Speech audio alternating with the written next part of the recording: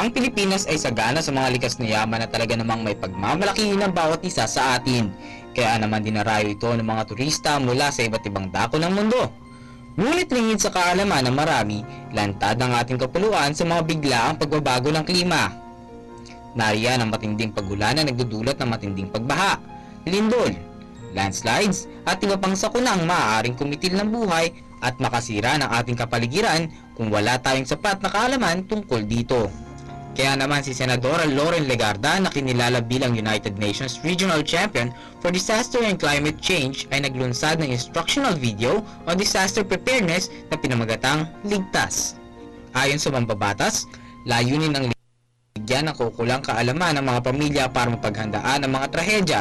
Sa mga may tutulot ng mga sakuna, may tuturo sa kanila ang mga maaaring gawin bago ito dumating, sa kasagsagan at pagkatapos nito. Bahagi rin ito ng kanyang advokasya na maturuan ng ating publiko na pangalagaan ang ating kalikasan nang sa gayon ay maiwasan ang mga sakuna. Sinabihan naman ng senadora na sa mga nais pang manood ng ligtas na magtungo lamang sa mga katuwang nilang SM Cinemas.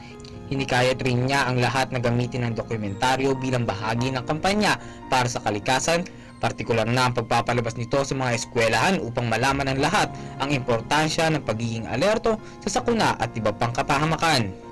Sana po ay itong video naming Ligtas directed by CanBest Director Brillante Mendoza ay makakatulong sa inyong lahat, sa ating lahat para makaligtas ng buhay at pamumuhay.